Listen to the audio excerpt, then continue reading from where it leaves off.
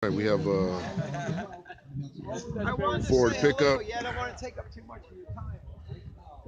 It's a Ford pickup. It's got a New Jersey plate on it, 1930. 1930 Ford pickup. Looks like a medium duty. It's very hard to say back then, but I would say a 1 ton. I would say a 1 ton from the size of those wheels.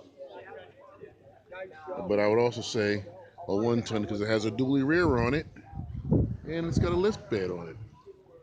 So it's running here with a flathead 4. It's got a flat head. And this is a very interesting looking car.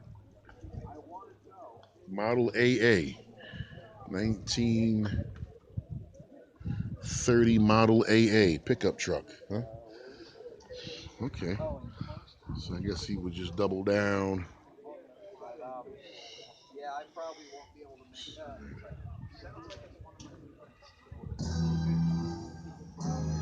Shoot. I probably won't, man. Normally when you come to these shows, there's so many videos.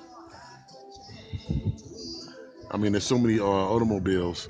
I can't see everything, so I have to concentrate on the stuff that I haven't seen before. And even though I've seen a bubble top at the show before, these Ford trucks and these pickup trucks, I find these fascinating.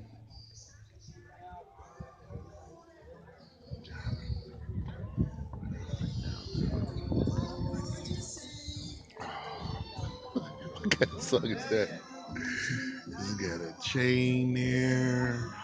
It's got a PTO. See, there's a PTO. There's a PTO coming off the back of the transmission, which picks up the bed. It's got inverted leaf springs. And look how many leaves there are in there. Jeez. 1, 2, 3, 4, 5, 6, 7, 8, 9, 10, 11, 12, 13, 14, 15, 16 leaves. 16 leaves. This has to be a 1.5 ton.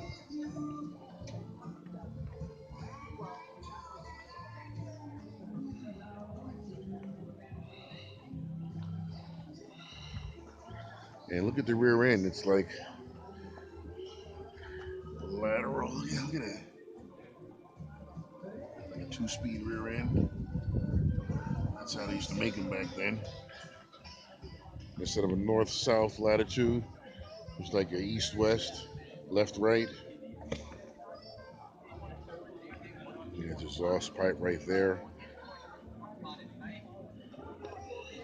I wouldn't have let it dangle so low, but here's a sticker from the people who built the body.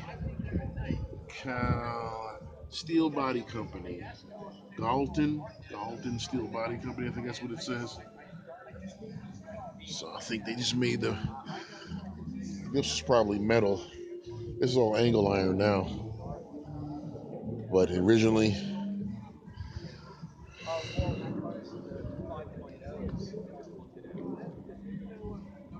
you could have metal fabricators build you up something now.